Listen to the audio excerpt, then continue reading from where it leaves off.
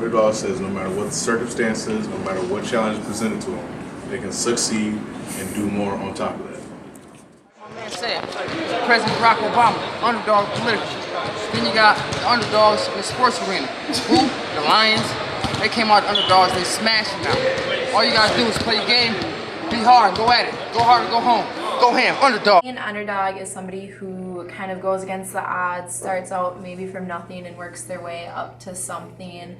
Not a lot of people believe in them, but they prove them wrong through their actions. They kind of lead the way and create a new path, I would say, for themselves.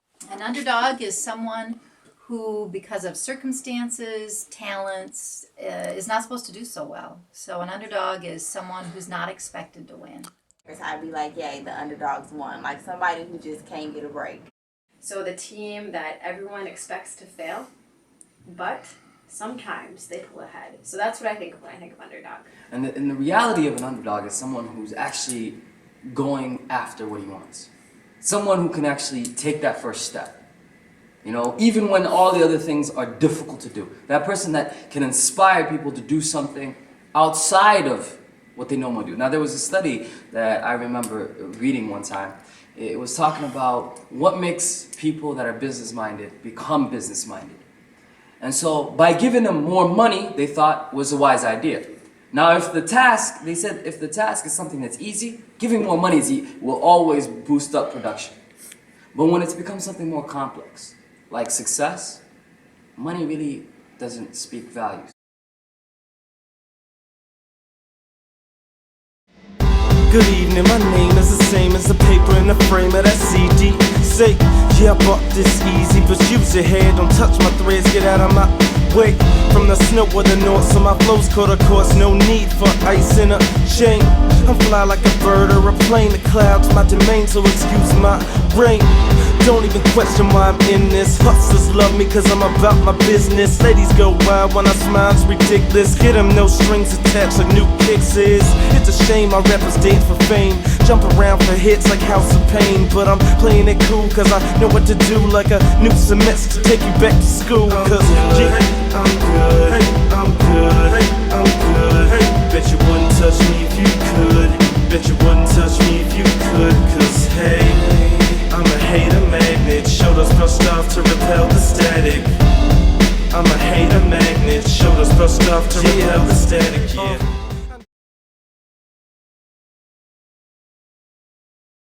Self-publishing was it was an interesting process. It is an interesting process. You have a lot of ups and downs when you self-publish. A lot of people don't know the business end of actually, producing the book. I didn't even know the business ended until I actually went about going through the steps. You have to get an ISBN number.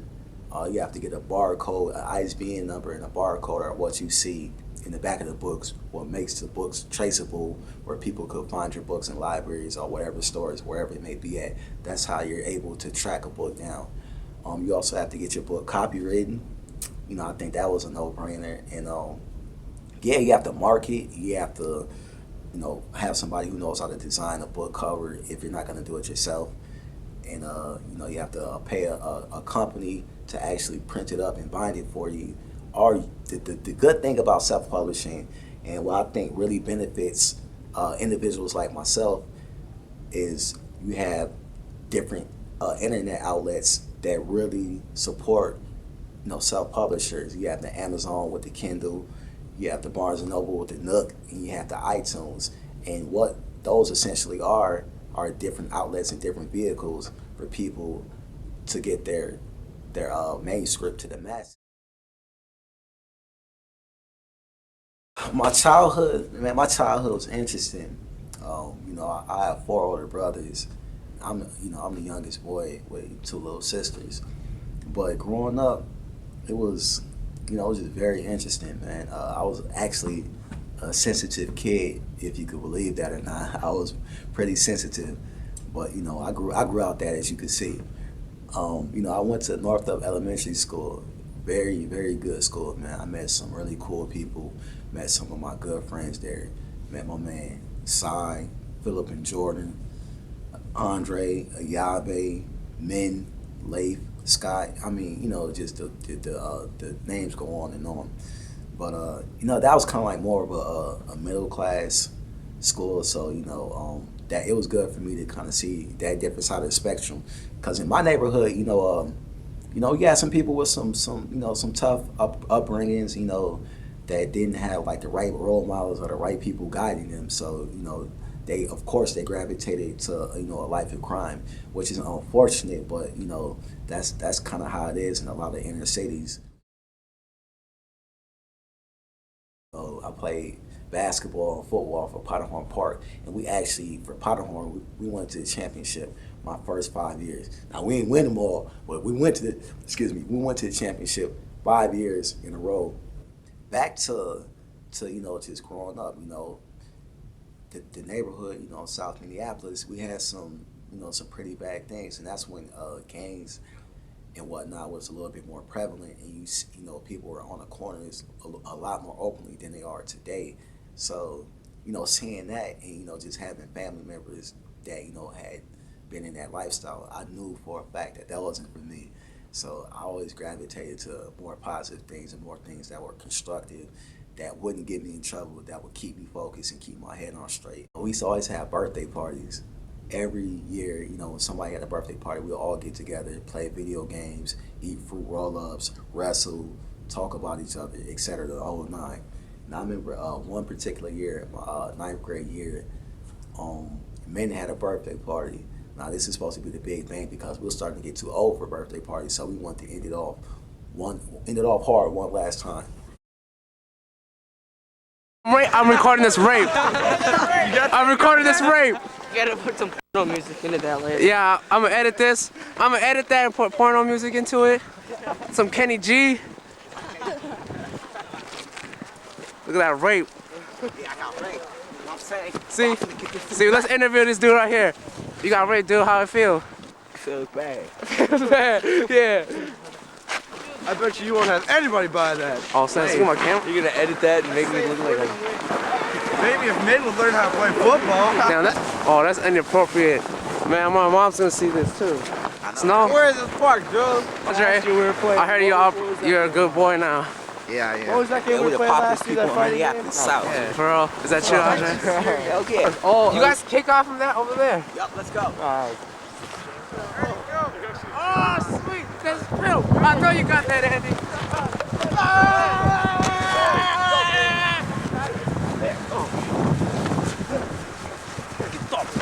Put my bench right here.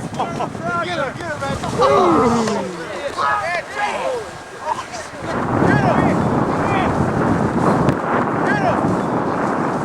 The hip. Shut it up. Hold on to that.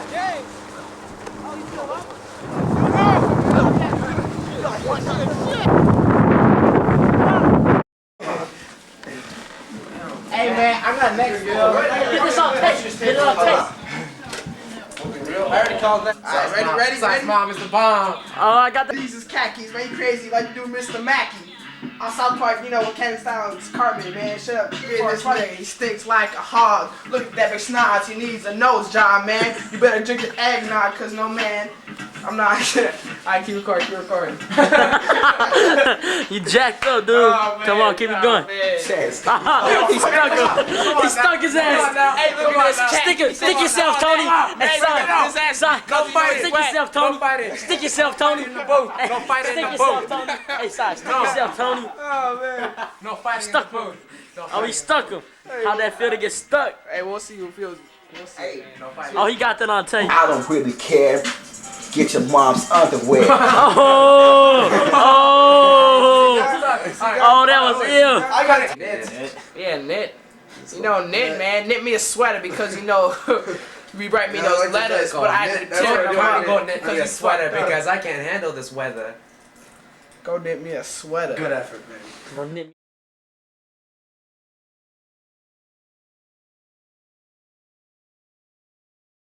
Traveling is extremely important. Like Lupe Fiasco said, if you never left your city, your region, your state, go ahead, get you a passport. Just save up a little bit of your change if you could, get you a passport. and see the world, man. The world is a big place. It's a beautiful place. Don't just take my word for it. You should do it for yourself. And I was actually blessed with the opportunity to study in California at Cal State San Bernardino. Excuse me, what you want? I can tell you what I like and want. First off, fuck the price and cost. I don't need ice to flaunt, rather respect something like a boss. We can plan for the day and the night get lost. Look, I ain't a ladies' man, I ain't fighting them off, but I do know the pause when the right one cross my path. No BS, I'ma give you my math and you can holler at your due. Call me in a few days if you can't wait, I guess tomorrow will do. Either way, follow through, cause I'm feeling you. And if you're feeling me too, I can treat you to a meal or two. After that, see what happens next. I ain't just down for having sex and leaving to have respect. I see you judging me, man. Did I pass the test? Cause I will pull an all-nighter. I might be hot, but you on fire, trying to be a part of your cipher. Tell me what you want from me, 'cause I gotta know. Tell me what you want from me, 'cause I gotta know. Tell me what you want from me, 'cause I gotta know. Tell me what you want from me. What you want? A chance to reveal your dreams. I know it seems like sweet talk just to slide up in your jeans. Why don't we walk outside in the summer breeze? Then we'll go for a ride and discussing things so we can sing.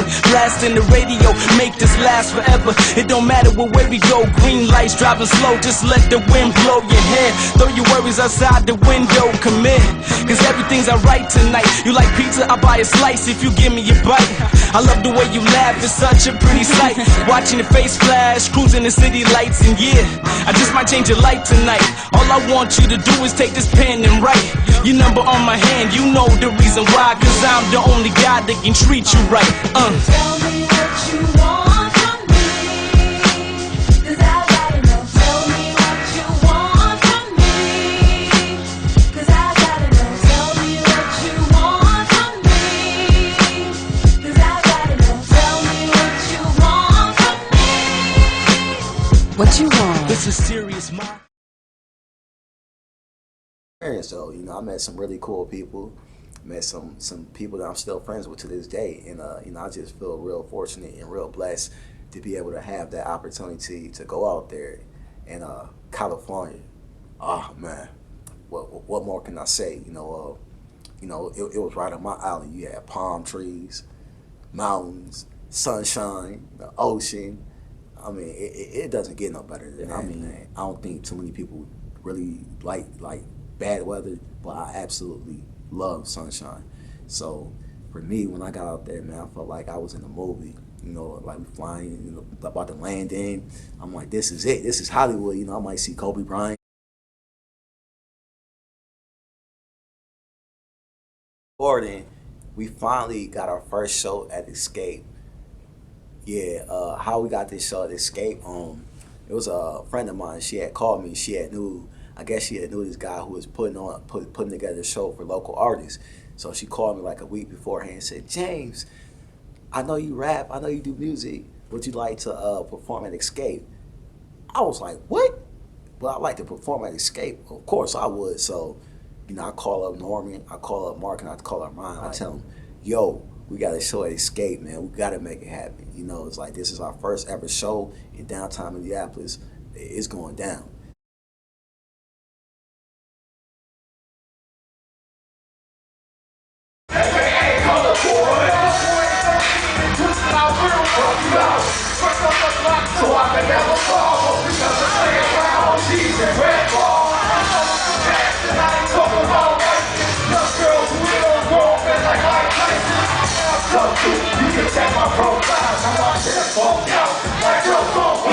If you stand in my reach, 20 plus says if you get thrown off the roof, you won't land on the beach.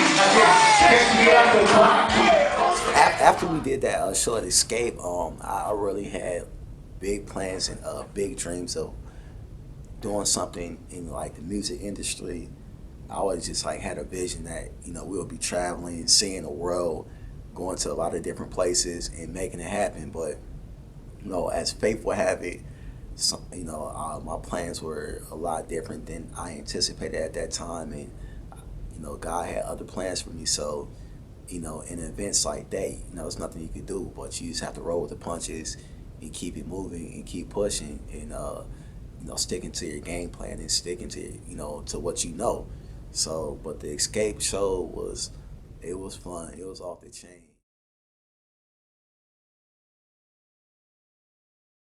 I don't drink or smoke, so or I don't do the drugs. So I don't get therapy and getting drunk. I don't get therapy and getting high. Like I really, really, truly enjoy being in the outdoors, being at the park, being kind of like it's surprising, but I love being by myself. Man, I like being like in an area where I'm able to think and just look at nature and just really enjoy it. My problem when it comes to basketball, I love getting my exercise on, trying to stay in top-notch condition, tip-top condition.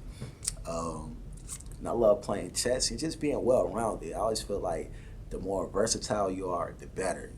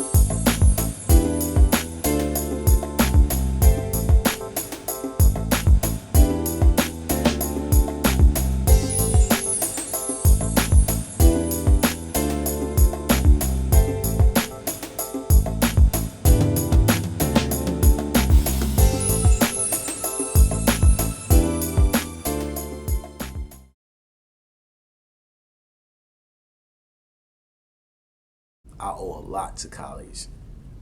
If I would tell anybody, anybody, like I said about traveling, like I said about just going for your dreams, college is very, very, I would say necessary, and not because, no disrespect to the classroom, but I feel like for me, the networking and the people you meet and the faculty that you kind of get to accustom with, and just like the opportunities with the programs that college provides, I feel like is next to none, man. If you go to college, man, there's a lot of young people who are hungry and dedicated and want to get on just like you do. Work with those people, join different clubs on campus, join different organizations on campus. If there's none that fits your needs, do what I did, start your own. Don't always just wait around for people with like, well, they don't have a marketing club. They don't have a chess team. They don't have a music club. Like, well, if they don't have it, what you need to do, you need to get up, find out the information, and start it yourself. And, I think that's the difference between go-getters and people who just sit around and complain. The go-getters, if it's not there, they're going to go ahead and get it. Beat my boy James in the 40 real quick. Put him in his place. He said he can beat me. It's been years. Ready, man? Want me to take it easy on you? This first round? James is real conservative. He's a real conservative type of guy. He's a laid back type of guy. He makes good decisions about what he needs to do in life and where he needs to go. He got a lot of patience. He doesn't, as far as I know, he ain't never been into some of the things that would put him at risk for losing his freedom. He was always a good athlete. Me and him was always on the same team. It was me and James. I was the big brother, he was the little brother. Steven, his big brother, and my little brother used to be us versus them all the time. We lost most of the time, but to acquire a certain attitude and a certain mentality in order to be able to reach the goals that you set for yourself, you have to be consistent, you have to be dedicated. Much of my life I spent smoking weed and drinking. I just recently got out of jail for violating, and they restructured me. I had dirty ways, and so pretty much if you want to be successful, it's based on you, what you have on you. You have to use those skills to the full potential. You know that one guy who you really don't believe that he's actually gonna do it? Like you really don't think he's gonna do it. Like you really think he's really humble, he's really nice, you wanna help him out. But you feel like he has like grand delusions. Like he's almost gonna be borderline insane about to do a project, but actually does it. That's James in a nutshell. That's like what I've noticed.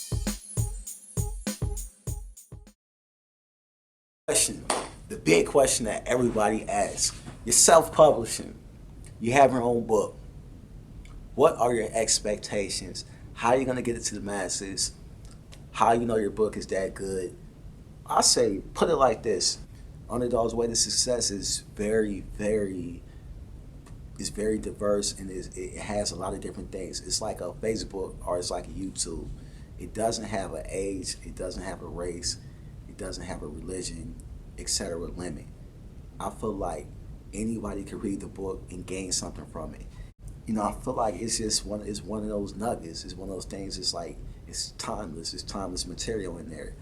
And of course, you know, over the course, you know, as history will go on, you know, some things will change. But I feel like a large majority of the things in the book are really good. And you know, I just feel blessed and truly humbled just to be in this position, to be where I'm at right now. But you know, I'm confident. You know, I believe that, you know, God has helped me get to this point, and I'm just very thankful of that. You know, we're definitely staying humble, but you know, the passion is there, and I do believe I'm gonna sell 10,000 copies minimum. You know, that's self-belief right there, baby.